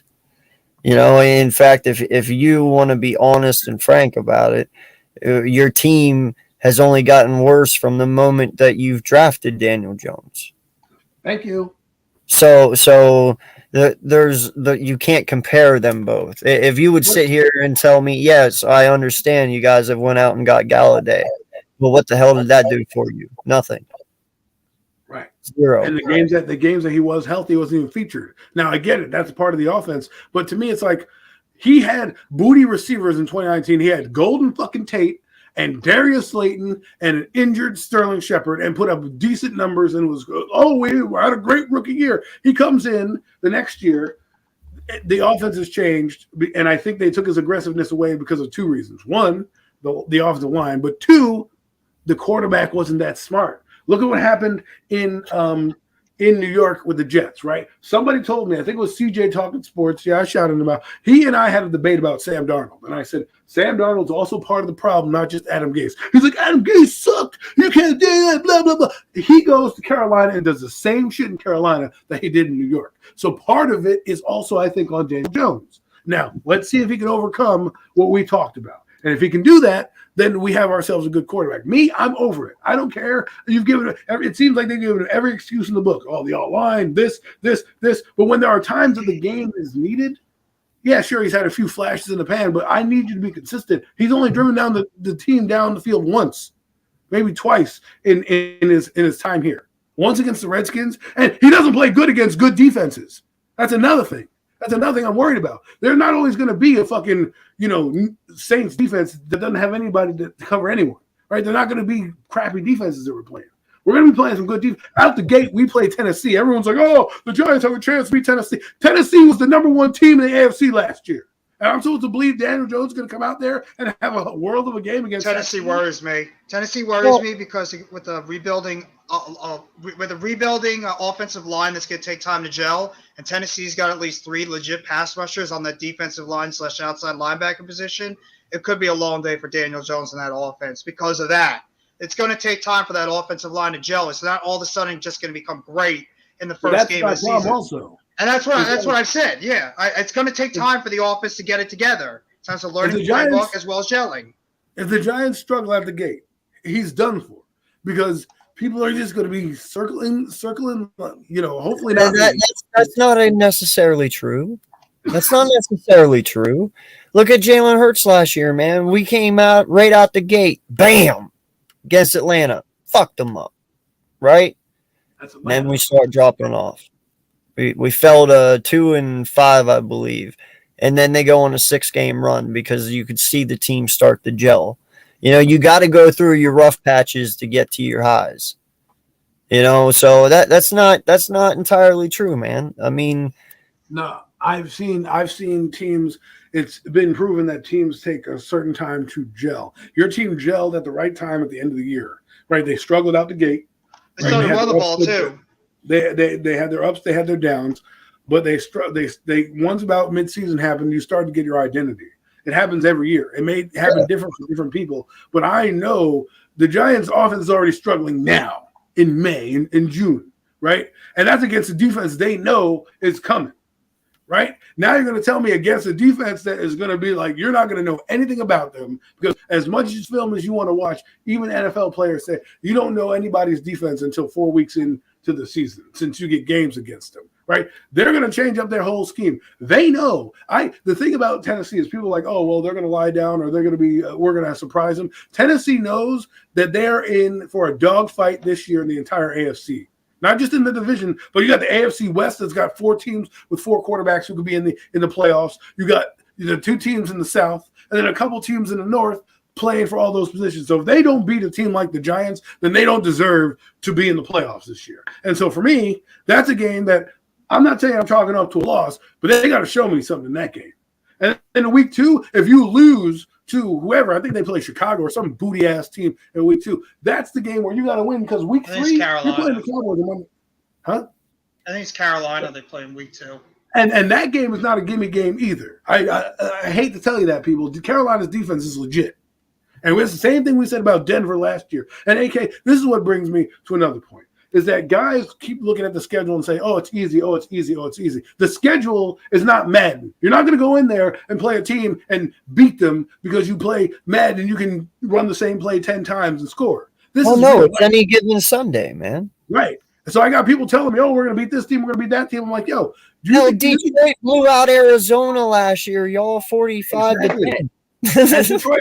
And Detroit's on our schedule, and people are like, oh, we're going to beat Detroit. I'm like, yo. You think they're not circling the schedule? I was just about to. Okay, maybe I didn't hold my cause in my defense right there by saying that, but I had to put it out there. No, those same teams we're saying that we could beat them. They're looking at us as well and saying, well, this team was 4-13 last year. Why can't we just beat them? That could be a win for us as well. And like AK just said, any given Sunday, we could go out there and beat Green Bay in London. if everything breaks right for us and we make the plays when they're there and Rodgers has a bad game and we can lose to Detroit or Jacksonville or any of these teams, we just don't know. Right. The schedule is very overrated now because you don't know what's going to happen in training camp. You don't know who's going to get hurt, what players step up, what teams get it together early. You really just don't know. So it might look weak now, but come the beginning of the season, those first few weeks, maybe that schedule looks a hell of a lot harder than we originally thought at the beginning. What's going on, What's Mitch? going on, Mitchell? How are you? What's up, Mitch? Welcome. Well, and not just that, dude, but you got to also look at something else too that plays a big part now. Is like, for instance, when you look at us in 16 and 17, we got dug in 16, won a Super Bowl in 17. A lot of it is about brotherhood now, man. You know, like a lot of these teams that you see successful, like the Rams last season, dude, they're brothers that play for each other. Yeah. You know, it's almost like a family within a family. Right. So They also, that's how you succeed now. You they know, also have good coaching. yeah, but that starts with coaching. Your coach starts that whole entire vibe. Like Well, that's Doug what I'm saying. did that for us. You know, when we won in 17, it was one game at a time, next man up. You know, it's all us. Yeah, all don't we get me started last year because everyone tried to tell me that, you know, the guy changes a couple fucking filing cabinets and a Keurig machine, and they're like, oh, he's got great culture at 4-13. So I get it. No, Man. I get it, but I don't know what kind of culture DeBall's going to bring. I mean, you saw what he did over in Buffalo with Josh Allen. I can only expect the same thing. I mean, that's why you guys hired him, right? Right. Now, whether that's Daniel Jones or not, that's up to Daniel Jones. But, you know, the whole thing is your culture should change for the better. Oh, Because I that's already- why you make that change at head coach. That's why you made that change at GM. You know, and when you guys were doing your interviews, I would hope to God that's exactly what you were trying to do. You know, And not it works. bring in the same negative energy bullshit, but you bring in somebody with positive energy who wants to win. And I think that's the ball. You know, and I'm pretty sure that's Wink too. So, No, that's definitely wings. yeah, so I don't. That's Joe Shane as well. Yeah, so dude, culture has a lot to do with it too. You know, it really isn't just always talent. It really just isn't always, you know, Yeah, it's not as easy as about one person. You know, you think of it as a war almost. You know, when you go to war, man, you're a brotherhood. You will die for that person next to you. That's what these guys got to buy into. You know, because ultimately, in the end, man, all football is chess. The coaches are the masters, and you're just playing their game because they're the ones calling the shots. You know, you're just the pieces to their whole game. Right, and I agree with you there, 100%. And I'm hoping that's another thing that brings me up. We're hoping that Brian Daboll, who has no coaching experience, can generate what we need him to generate. And what I think another thing that needs to happen is I want him to go through his growing pains this season, not next season. That's what happened to Judge. Judge didn't really go through growing pains in year one. He went through them in year two, and it ruined the whole thing.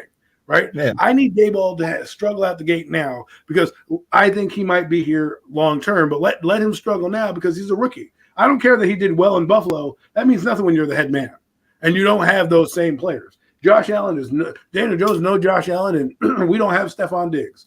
So those play calls might be a little different when they come up. Will his decision making be better, right? We don't know what's going to happen on a crucial fourth down play as the head man, as the guy now running the ship. Sean McDermott is that guy going, go for it, right? In his ear. If he decides, you know, and then he has to be the one that calls the right play, and of course has to be executed on their end. So there's a trickle down effect. My point is, I've seen many coaches come in. I just want to see this guy build a foundation. Don't worry about wins. Don't worry about who's here. Get a good evaluation of your team so that in 2023, you can spend money to be better, right? Because we're losing a lot of guys on the roster for the Giants. Yes. There's a lot of guys walking next year who we're not going to sign or we're going to cut because they've, you know, have big contracts. So so then next year, I don't want fool's gold. I'm like, yeah, we won 9 games, made the playoffs, come back next year with a harder schedule and get our teeth kicked in because we don't have the right foundation built.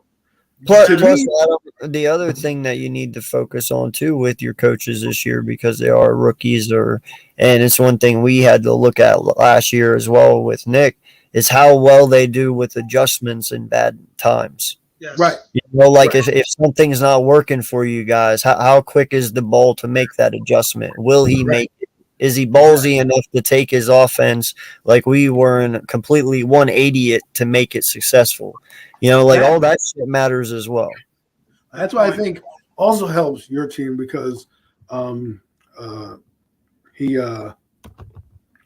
he made the adjustment midstream, and that's what changed the whole team because you guys understood your limitations and you made those adjustments. Last year, they didn't make any adjustments. And the other thing I don't see is what autonomy does the quarterback have? Because if I'm Daniel Jones, I walk up to the line and I know this play isn't going to work because we ran it 3 times against another team that didn't work. Why don't you go up there and be like, yo, we're going to fucking throw it deep here. You know what I mean? Like, do something different. I mean, there's so many quarterbacks who look at their coaches and say, fuck that play call. I'm going to go, hey, Stephon, you can beat that guy. Okay, I'm throwing the ball deep, right? So I just want a little bit more from the kid. Listen, if Daniel Jones does well, great. That's great for my team. That's great for, going forward. But I still have my question marks about this because I'm not getting suckered in like they were last year. And everyone's telling me we're going 12-5. We're doing this. We're doing that. I'm like, yo, man. I'm not doing it either. No, and you should have your question marks, bro. I'm not in here trying to tell you shouldn't be. Oh, no. I'm just saying, that, and that's kind of what this whole network thing is that we're starting is just being real and just and just talking real shit. And and when we talk real shit, I understand your frustrations and I understand where you're coming from. But people think I'm negative because I give them real. You know what I mean? Yeah. No, and they just take you wrong, and that's fine. We understand what you're saying. But I also look at it in other ways too. That maybe because I'm a Giant fan, you guys might not look at it in that perspective because you are so drawn into it.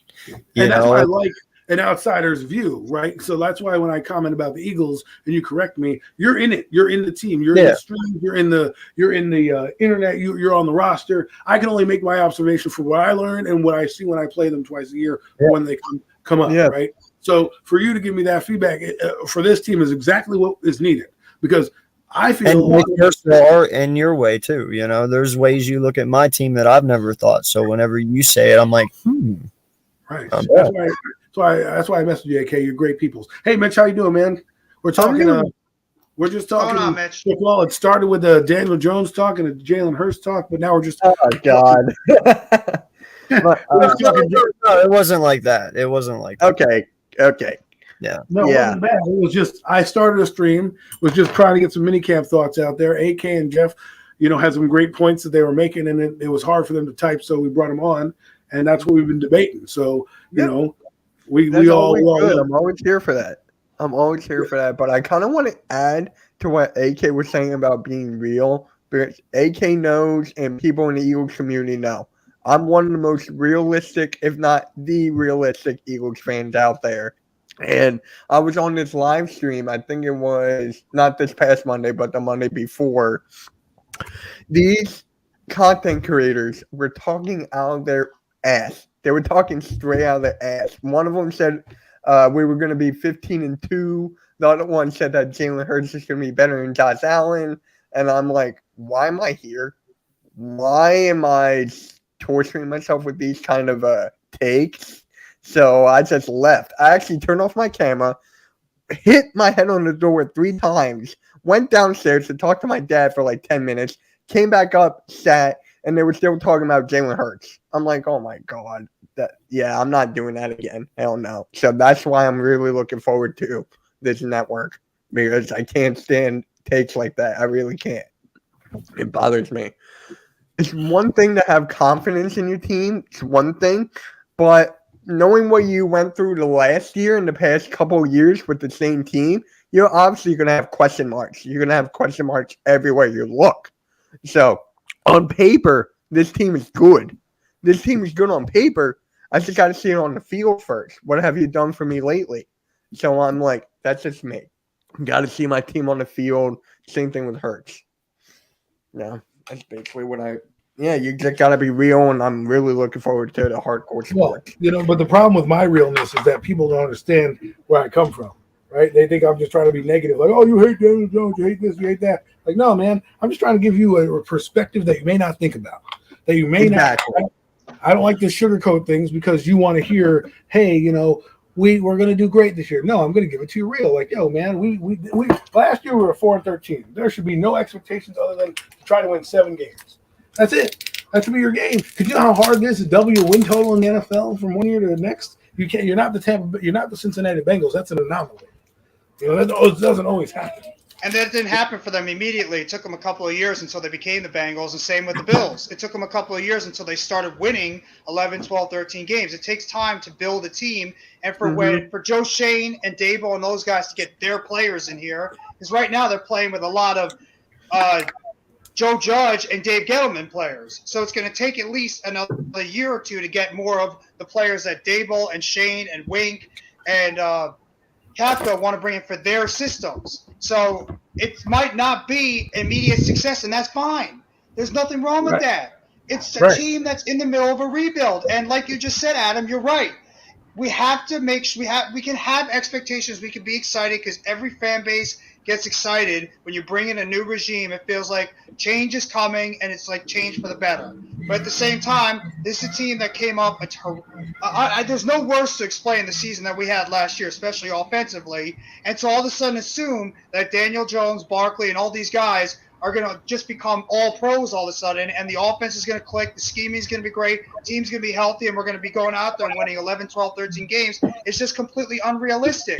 There's going to be a lot of growing pains with this team, and there's going to be a lot of gelling that needs to be made. So at the same time, if we can go out there, show a foundation, a foundation being built, growth within the team, young players starting to ascend, and at the same time we can go out there and maybe surprise and win about 7, 8 games, what Giants fan will not take that after the garbage of football we have been watching for the past 4 or 5 years? We have been begging to snip 6 wins. 6 wins, we would have taken that. And if we could find a way to, have a pretty good season where we actually have a foundation being built, we have an offense that's showing some signs of life, we have a defense that has the aggressiveness that we've been dying for years. That's what we want to see. That's the realistic expectations as Giants fans we should be seeing, is those little things being built up. And if it takes a little bit of growing pains in year one, fine. But at the same time, if we have 7 or 8 wins, what Giant fan would not be excited because we're showing progression, and it takes time for a team to get to that level. It takes a couple of years to rebuild your team in your image. Of course, yes. And I'm actually a very strong believer now. I didn't think it really mattered before, but I do now. Dude, where you draft from is truly important. Come down to wake up with a sleeping baby. Oh my God, yeah. Absolutely. I didn't really think that before. I figured there was always some really good talent out there in every school, and by far there is. But you know what? If you want a winning culture, if you want to win Super Bowls and championships and divisions, dude, you need to draft from the schools that know it best. That's something that I feel we've gotten away from as a franchise before the last 2 years here, and maybe that's your guys' issue. We definitely gone away from it. Definitely. So maybe that's something too. Like, go back to the SEC, and start drafting from there again. Start grabbing people that are winners, to bring in a winning culture back into the locker room. That's important. Sometimes it's just the luck too, because we've been snake bitten for a long time. I know it's not an excuse, but the Giants have been a very snake bitten franchise when it comes to injuries to prominent players on this team. Every single year, it seems like we've lost a whole bunch of key players. So, knock on wood, they can stay healthy, but that's been the biggest problem as well, is health. And a lot of people will blame it on that turf. Yeah, a lot of people blame it on that turf at MetLife. That's the reason why a lot of these players get hurt. But last year, a lot of those Giants players did not get hurt at home. They got hurt on the road. So, it's health is there's 3 things. It's talent, it's culture, it's coaching, and it's health. Those are the things that you need to have a successful team. You need all those things, or at least most of them, to click for a team to truly be able to make that type of run that you're hoping for. And, maybe you could throw in luck as well. So, it's all those elements. That's what helped builds a solid, sustainable franchise for many years. And, that's what the Giants have gotten away from for many years. And hopefully with Shane coming in and Dable, we can see the progression and the arrow start pointing back in the upward direction. And like no more of this stuff that we've been seeing the past couple of years. And I think you guys are doing it right. The Eagles built from where they should be building. And that's the offensive and defensive line. That's the foundation of the team. And that's where the Giants got lost as well, as they were too busy building from the outside instead of building from the trenches where you need to build the most. You need to have that foundation built in front of you. And also you have to make sure you get your franchise quarterback. So, I mean, that's where the Giants got away from things, is when we brought in Galladay and Tony and all these great weapons, we didn't have an offensive line. And we had all these great cornerbacks, we didn't have a defensive line or pass rush. And that's no coincidence, also included with the injuries, why this team failed so badly last year too. Mm-hmm. Yeah. And by the way, AC, I shared this stream on my community tab for you, bud. And yeah, I just gotta say this, man. When it comes to the Eagles fan base, I'm telling you, I've never seen a fan base this divided about one freaking player in so long. I honestly can't believe it. That's us too. Daniel Jones is the same thing here. Fan base is 1,000% divided on Daniel Jones. It's the same exact thing here in New York, so it's not just Philly. Yes, I think you're absolutely right on that. I think, the problem that's one of the problems that I have is that it's not that we're wrong. No one's wrong in this case. And I think people want to be more right than wrong. I don't care if I'm wrong. I'll eat crow if Daniel Jones sucks, because that's what I do. That's a man. I'm just giving you, I'm just giving you a foresight to see how it should look and what I've seen over the years of my experience, not only with the Giants, but teams across the NFL. Okay, not just, it's hard to win games when you are a booty-ass squad.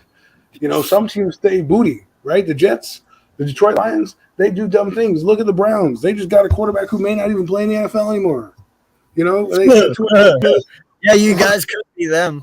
Well, the guy they spent $230 million on a guy they don't even know his future, right? They don't even know if he's coming back. They don't know what's going to happen. They could have kept their quarterback, who wasn't bad. Baker Mayfield wasn't bad. Got him to the playoffs, kept him in that game against Kansas City, right? In the playoffs. But they got rid of him because they saw Deshaun Watson, great. And guess what? The Browns are the Browns. They have a history of doing stupid shit. And so for me, the Giants have a history of, in the last few years, of all their coaches minus Jim Fossil, where first-year coaches have had bad seasons and then they've rebounded, and maybe even Dan Reeves. Dan Reeves went 11-5 in '93, but he had LT and Phil Simms still in that team, right? Fossil goes 10-7-1. The next year he's 8-8. The next year after that he's 7-9. It wasn't until they got Kerry Collins into the mix where they went to the Super Bowl. And I feel like this team is in that mold. You're just building. We need to build right now and do the right way. Don't worry about 11 wins. Don't worry about winning the division. Worry about being competent football, lining up, not making mistakes, losing games because you lack talent, not because you're stupid. Right now the Giants had talent, but they were stupid. And that's why they lost a lot of games, because of stupidity. I want you to lose a game because, God dang it, we played the Rams and they had Aaron Donald and Leonard Floyd and, Odell Beckham and whoever else was on that team, Matthew Stafford. They beat us because they just damn were better than us, right? Mm-hmm. Talent. Yeah. No, and I get you, dude. But, like we were talking about, I 100% agree with all the criticism that you're giving your quarterback. 100%, man. And in all honesty, it is very fair. Same with ours. It's fair to a point. But I get it. You're going to be harsh on him.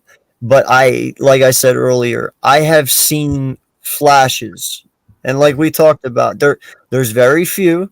There's glimpses. It's there, but I've seen it. And I think that the only reason you haven't seen it fully is because of the team. And like we already established and agreed on, this team's only gotten worse since you've drafted him. Right. So until you actually give him truly something to be trustworthy of and be able to be successful, that glimpse is only going to be a glimpse. All right, fellas. Well, listen, I got to get going. But thank Yes, you sir. guys for joining me today. I was only going to do an hour, but because you guys came on, I did another hour. I appreciate you guys jumping on, having this debate with me, and this won't be the last time we have this debate. Oh, it was But fun. It was a good yeah. time, man. I'll probably be on the next one. Mitch, thanks for joining. AK, I don't normally like Eagles, but you guys are cool peoples, so I respect your guys' opinions and stuff like that. So thank you for being a part of this whole thing. Appreciate it. No Appreciate problem. it. Man. And shout out to my guy Speedy Eagle, man. He's in the chat. Shout out to him. Make sure you hit the subscribe button, bro. And yeah, thank you for coming in, Speedy Eagle. And what's going on, Miz? All right, guys. See ya. Have a good one, man. So that will conclude our show today, guys. Thanks for everyone that was coming in. Thanks for everybody in the chat. Those three guys are great guys. Sub up to all of them. Eagles Uncensored, Jeff the Giant Fan. They're all in the chat right here. You can go look at them. Mac the Giant Fan, he's great. And Mitchell, the Eagle Fan. Thanks for having me. This has been another edition of the Hurry Up. I'm your host, Adam. Let's go. I can't find it.